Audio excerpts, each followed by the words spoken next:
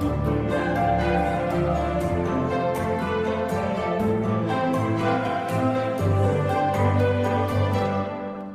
and welcome to the Startups of London podcast. I'm your host Ozan and the founder of Startups of London. Today I'm joined by two people, twins, Billur Buran and Piril Buran, co-founders of PauseApp. PauseApp is the next generation of dog care, as they have in their website. And it matches you with a trusted dog walker and lets you book on demand and scheduled dog walks. So welcome both. It's great to have you here.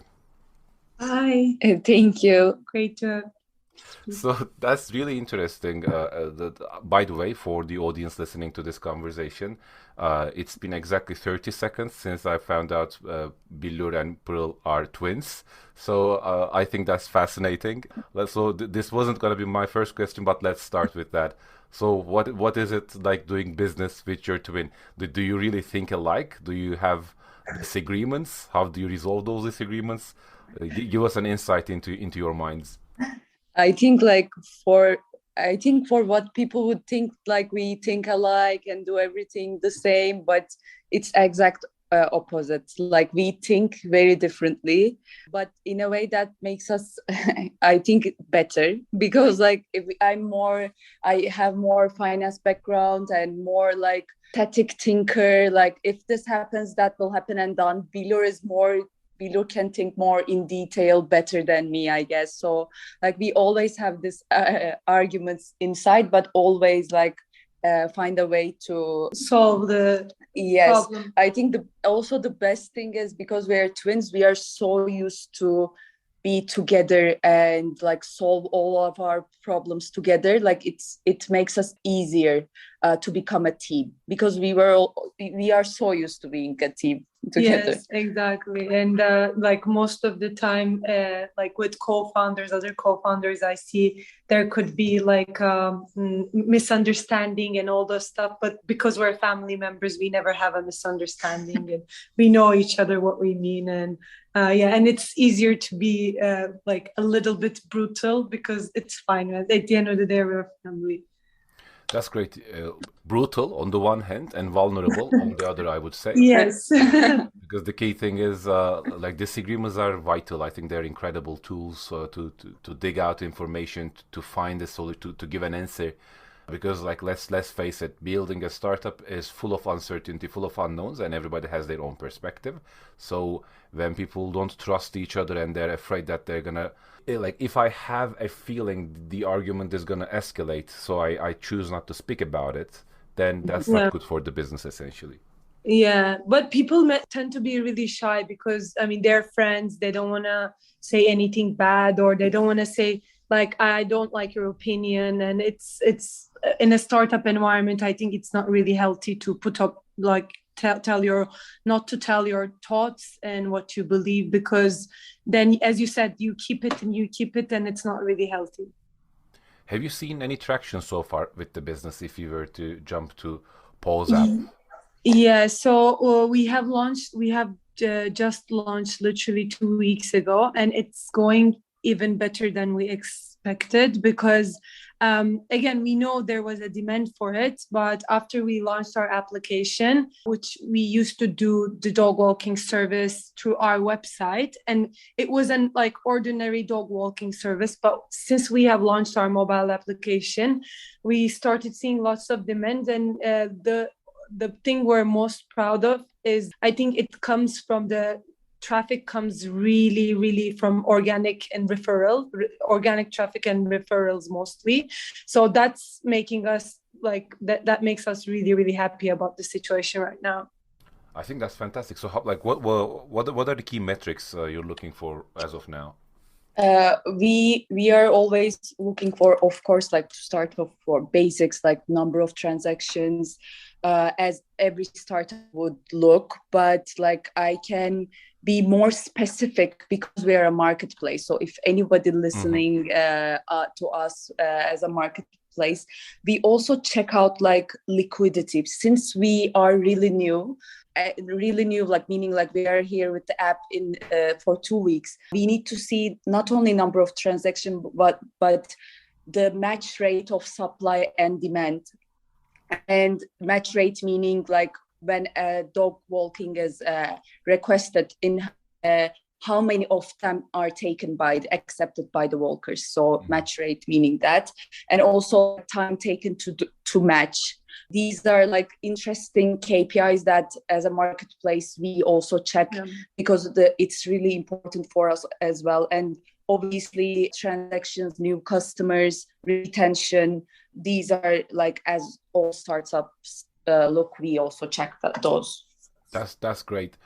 In my experience, perhaps this is only relevant to a limited degree, but I found actually trying to be rational, kind of like imagine a philosophy professor, is actually counterintuitive, but it's kind of bad for the way a founder should think. That this is something I've discovered in time. It's much better to think as a bricklayer, let's say, or someone doing a very specific mechanical job, and just like measure it, make sure it's level. Like, you don't need to find an argument or generate lots of complex thoughts on how the wall should be. Just go out there, measure it, and make sure it's like it reads the right degree. So that kind of a thing I think is vital, and sometimes people from social sciences tend to make that mistake. Have you had that kind of an experience with this business so far? In that? Actually, I think that's a really good question. I think because most of the time when you are especially starting new, you don't have data like first day. And that was one of our, like you said, one of our struggles. And because everyone was asking us like, oh, how is this? How is this retention? How is the transaction? If you have like, some people even say if you have 5 users, like, it's not really legit that you are like tracking the data, because it's only 5 users. Like it doesn't mean anything, kind of. But it was a struggle for us as well. I think we tried our best. Even the first date, we tried our best to track everything we can. And as we grew our customer base, and as we grew our transactions, we then were able to structure all these KPIs and data tracked even more detailed, Got it.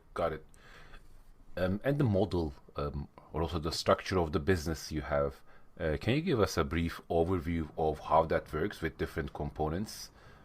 I mean, in the sense that, so I as a user type come into the app, what kind of a persona am I? What do I search for? And on the back end, the dog walkers, are you competing in the pool of people who are essentially providing services for Uber, for like like DoorDash type of services, or is it a specific type of person? And also on the other hand, the technology aspect of this.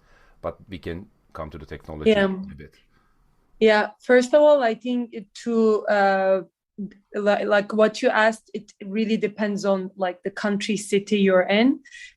So we for us, like since before we started, we basically looked at like who could be our target. And like after making all this, like more than a year, we've been testing it out. Our customers are the ones that cares for convenience. So it's probably like Deliveroo customers or Amazon Prime customers.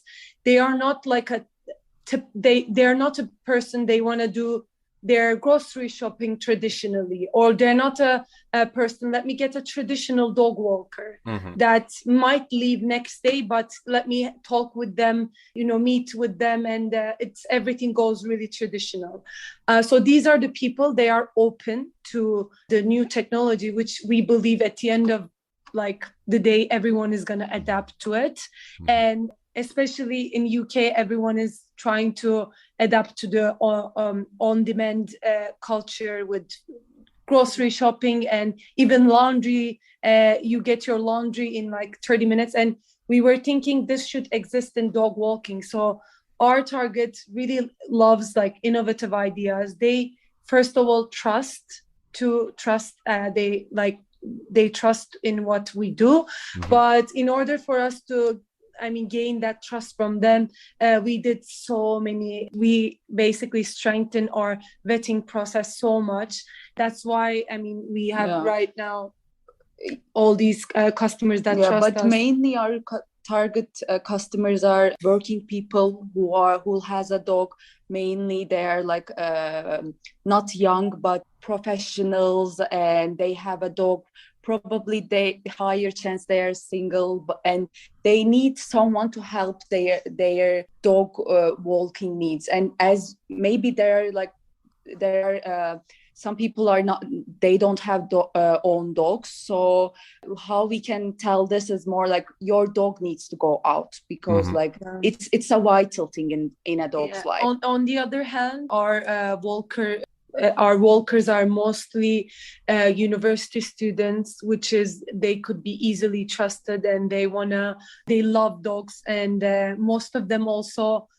London is such a hub that like people leave their dogs, they can't bring their dogs with them, and all these people, they have their own dogs in Argentina or Turkey, anywhere, but like they couldn't bring it to Turkey and make that to UK, and then they want to do the dog walking. So it's a good match in between. Yes, and I don't think our like target for walkers is similar to Uber drivers, or they're for us, our walker supply side is more doing it out of love. Oh, I see. Choose really fond of dogs and yes, like imagine you applying to Uber, like you're gonna drive. Nobody likes driving. Some crazily. People do. Yeah, some people do, but not as much as dogs. I'm sure. But dogs are cuter than cars. But when we try to put out the idea, which the mistake we did when we were first trying to come up with the idea, basically we were just like testing out, going to the park. We would go to Battersea Park, ask people, what do you think about the idea of Uber for dog walking? And they were like, oh my God, that's terrible. Because it's my dog, like, are you kidding? Like, and then we realized we shouldn't maybe tell not it this the best way. Branding. Yeah, because it's very transactional. The Uber ride, you give the money, you get from A to B, and that's done. And hopefully you don't have a bad experience. But with dogs, there's a more emotional attachment and engagement. Like it's a different thing, obviously. Yeah.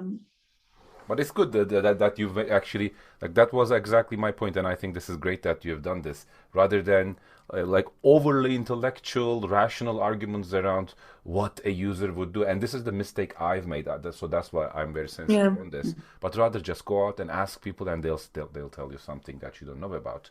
So jumping at the tech side of the business. So you do have an app, right? Yes. That's both on the Play Store and the App Store. Yes. And do you do the code? Do you work with someone else? No, we are outsourcing. Like?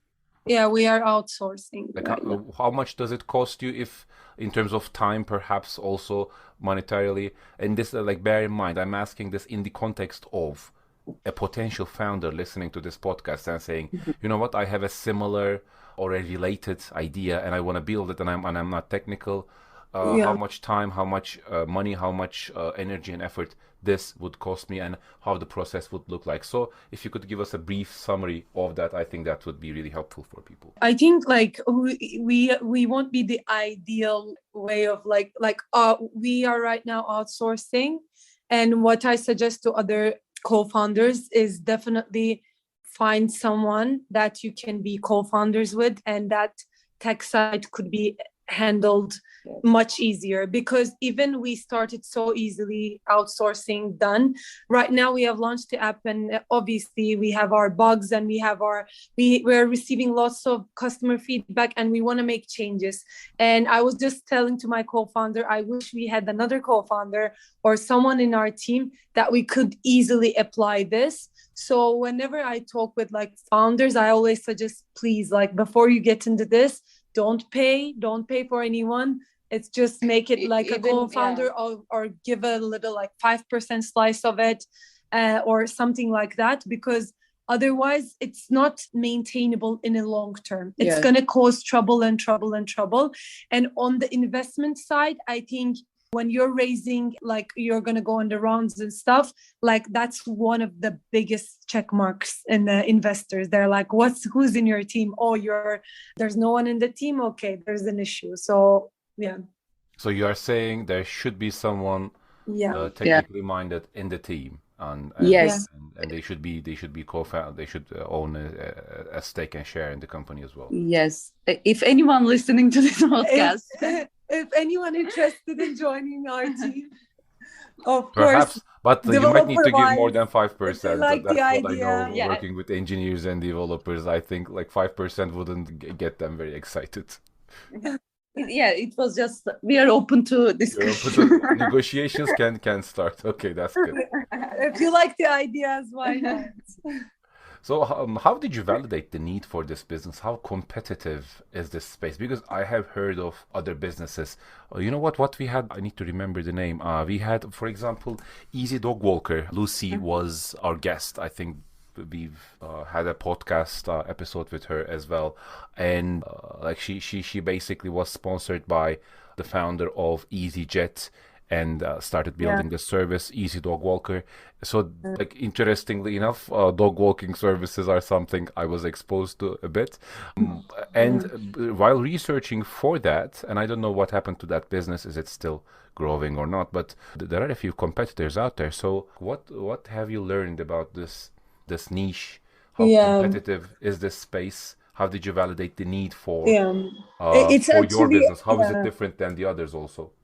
as you said, it's really, really competitive, especially like not just dogs, but like pet care industry in London. It's really competitive.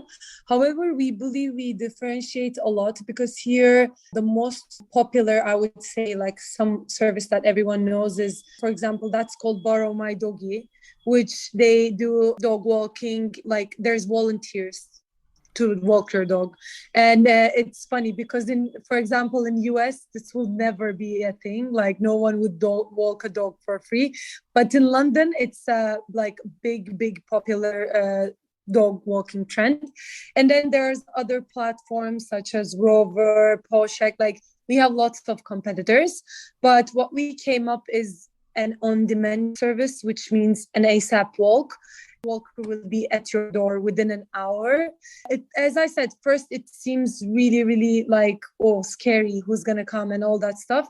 But at the end of the day, because we have a really strict hiring policy, we are super confident with our walkers, and our customers showed us. I mean, before we launched the app, we were going in between. If they don't book an ASAP walk all the time, that means it doesn't validate our idea. So we didn't start with just the application. We started MVP. And the more we realized, all of our customers are texting like, oh, can you walk Benzo in an hour? Can you walk? When they learned we have a service like this, everyone uses it. And our customers gave us feedback. They're like, you should make this like much pricier than the usual walk. So I think we are touching an untapped point, because it's really hard for people to admit that they have last minute appointments or anything. No one's gonna know before like a service. If you know that a service like this exists, you start using it. But if you don't know, like if there's no such a thing and they ask you, you're gonna be like, no, I'm pretty like organized and I know everything, I'm really scheduled. But then when you know, like when 90% of your whole customers are booking it ASAP, that means we need to put this on a system. And then we feel like privileged because no other dog walking company does that in UK. So that's how we position and we make a difference between all these like difficult competition. So immediate, very low turnaround times. That's kind of the differentiating factor you're saying. Yeah. Yes. Because there's some competition. I'm Google searching for dog Yeah. walking. Islington Dog Walkers, Active, Dog.co.uk, Rover.com. Actually, there are lots of dog walking companies, but like 99% are traditional dog walkers. Like Mm-hmm. it's, and also another interesting thing is I think US is way more technical, even with dog walkings, innovative. But in here, like us, only 2-3 other company has an app. It's easy to use. Like it's really different. And also, not only we do like instant walks, but also we match the owner with a dog walker. So it's a bit different. For example, if you go on rover.com, you will go there and search and message each of the walkers by yourself and wait for a response. We don't do that. We just find you an available one, and it's like a matchmaking. Like that's Got what it. we do. And then obviously, if the client doesn't prefer, we can like adjust it, or we have an option, a picky pooch option, where a customer can stick with one walker. We have other customers that just they are down to any pose-up walker. So we give all these variety of options. But then at the end of the day, what's important is the experience you give to as a mobile application. So we can explain all the details, but I think after you use the application, then you understand. Because we have live tracking, and everybody finds this feature very funny, and our owners love this. But we even send like pee and poop notifications when your like dog pees and poops throughout the walk, which you would be surprised because most of the dog owners are tracking that. Yeah, they love it, and then they that's receive kind of the point of the walk in a way. So I think that's a pretty innovative thing. A little touch, but goes a long way. Yes. Yeah, and then they have a report card, which is after each walk. They know like the walker writes down, it was a great day in Battersea Park. We walked here, there. So this is like, I mean, you kind of know what your dog is up to when you send your dog for a walk. And if you're not interested, obviously you can ignore, but like it's a small touch that our customers love it. And especially we have noticed so many people, they see their dogs as their child. And that's why these are small details, but it makes it a more like a warmer application, more friendlier, rather than really techie and like it's just built to make people money, and like, you know, it's not like a robotic application basically. Got it. And what are your growth plans in the future in terms of what channels do you plan to utilize the most? Do you have anything in place, anything in mind in terms of that marketing strategy? Yeah, so right now we were like focused on digital, obviously, as you know, like Google Ads, social media, and all those digital channels.